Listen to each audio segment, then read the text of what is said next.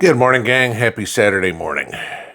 You know, there's a reason why 250 years ago, when our founding fathers put the Constitution together, the Declaration of Independence, the Bill of Rights, the whole nine yards, everything, that they created us as a constitutional republic, okay?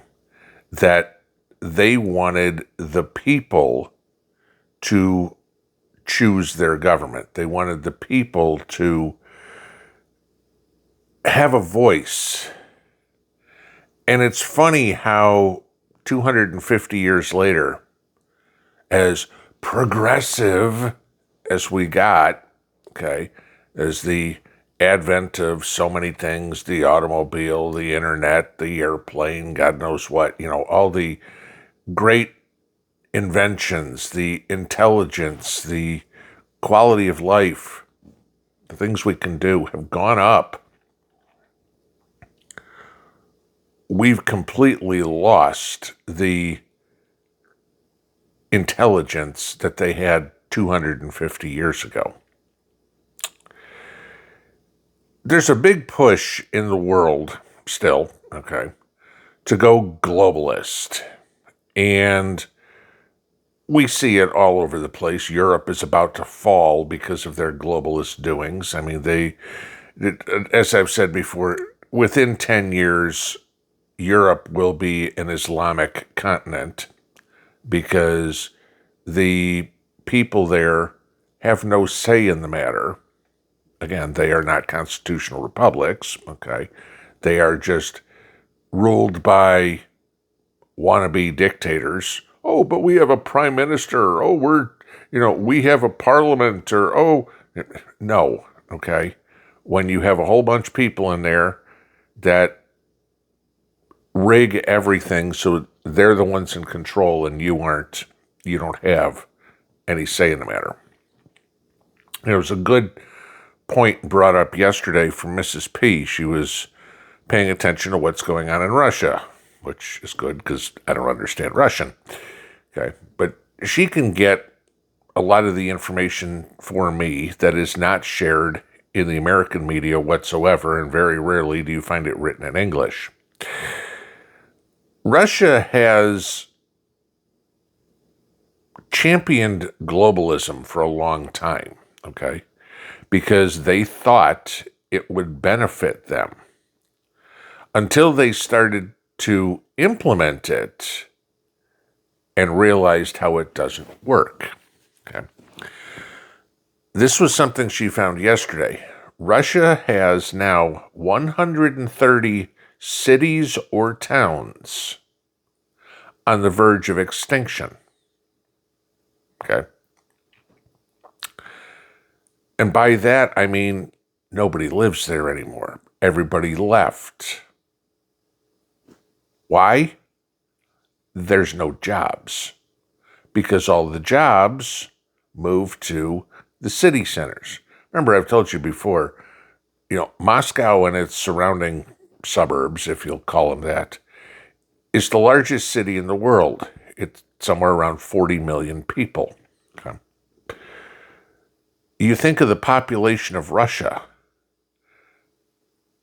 and now you look at better than a quarter of the people in the largest landmass country in the world live in one city.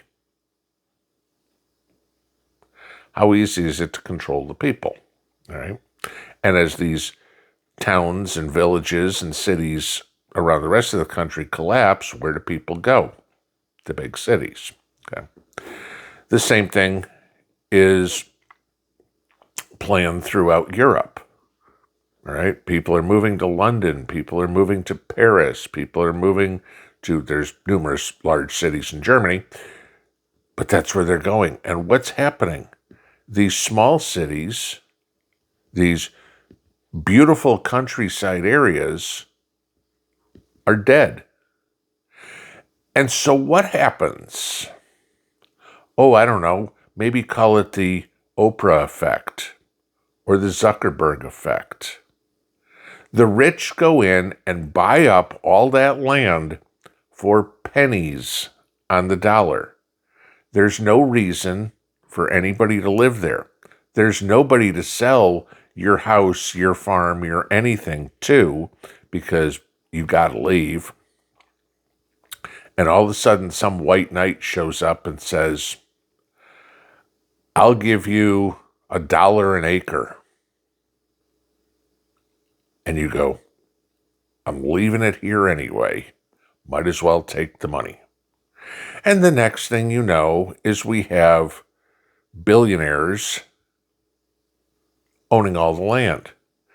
And then they may do something like try to rebuild it and bring people back. And, I'm going to build a business here and build jobs. And therefore, everybody will move back to work here, right? Okay. As you guys joked when I mentioned it one time, do you want to live in Zuckerberg? Okay. That's what's going on. And it's all because people don't have a voice, that people don't exercise. People don't have a voice in most of the rest of the world. We do. The problem we have here is in the United States. I know there's Canadians that watch this and some Europeans too. We don't exercise it. We have the greatest privilege in the world that we get to, or at least supposed to, according to the Constitution that nobody seems to read anymore, we get to choose how our country is run. And yet, that's being taken away from us. You think I'm kidding, okay? I mean, it's being taken away from us and we're not doing anything about it. This week, you had all the brouhaha about the redistricting in Texas, about how they were going to redraw the lines, and the Democrats are screaming about gerrymandering and all this. They're taking away voices from black and brown people, and that they're not going to have any representation in Washington whatsoever if the Democrats go, we're going to take our toys and run away. We're going to take our ball and go home. We're going to go hide in Illinois, hide in New York, right? We know all this story.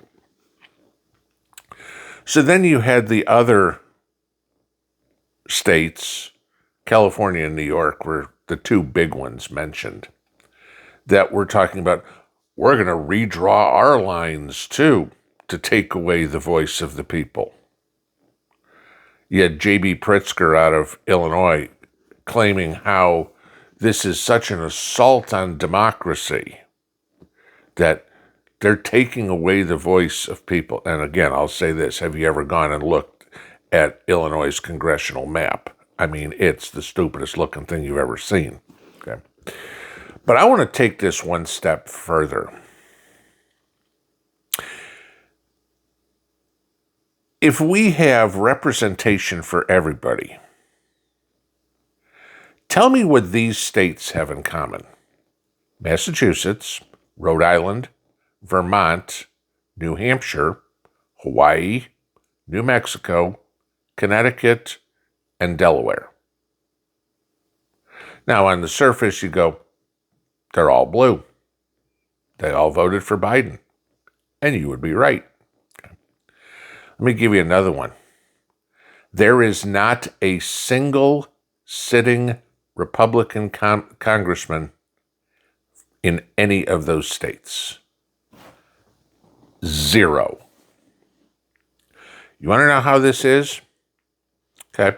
Massachusetts can go, we're a pretty blue state. They'd be right. Only 8% of massholes are registered Republicans. 36% of the state voted for Donald Trump. In Rhode Island, 17% registered Republicans. 42% voted for Trump. In Vermont, 20% registered Republicans. 32% voted for Trump. In New Mexico, 32% Republicans. 43% voted for Trump. If you took a conservative estimate or conservative average of those states, what is that, 8 states that I read off? You could probably fairly say 1/5 of the population of those states are registered Republicans, and 1/3, if not better, voted for Donald Trump. Yet not a single one of those people has any representation in Congress. Governor Pritzker, we're taking away the representation of people of color? Let's say, last time I checked, red is a color too. Because those 8 states have shown that there is zero representation for a large, albeit not majority, portion of their population. There's people in Massachusetts who don't believe anything that Hiawatha says, Elizabeth Warren. Yet, she's their senator. Okay, Senate's different. Okay. But all these states have no representation. And the governors, Maura Healey, J.B. Pritzker, Kathy Hochul, Gavin Newsom, pick one. We're going to redistrict to give us more Democrat seats. How so? In these 8 states, you already got them all. You already screwed the people enough. Why don't you redistrict so those 30% of the people have representation? Oh, we can't do that, right? We'd never do that. You said only 8% of Massachusetts is Republican. Okay. If you got 12 seats, there should be 1. Just saying. Now, no question, this works the other way around too. Okay, I will say it. And it gets kind of interesting when you look at smaller states, population-wise. Say Wyoming, that only has 1 representative. But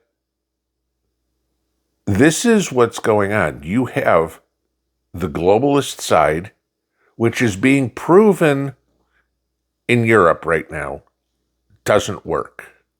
Socialism does not work. It has failed every time in history it's ever been tried. You aren't doing it better. They did it right. Socialism is a failed philosophy. When you see cities dying in Russia, gee, I don't know. Have we had any of those in the United States? I don't know. Pennsylvania, Ohio, West Virginia. Tell me how those towns that you grow up in that were in the steel industry or the coal industry, tell me how those have fared. I mean, did you go learn the code? Like Barack Obama said, right? Yeah, there we go. This is the issue we're facing. And all these people screaming and yelling about how the Republicans are cheating, I find it absolutely hilarious. Because it's okay when you do it, but it's not okay when the opposition does it. And remind me again how many times we've said rules for thee and not for me. Sorry, Democrats. You wonder why your poll ratings, your approval ratings are at all-time lows. Goes back to what I said at the beginning. Your intelligence levels are at all-time lows. Pinball out.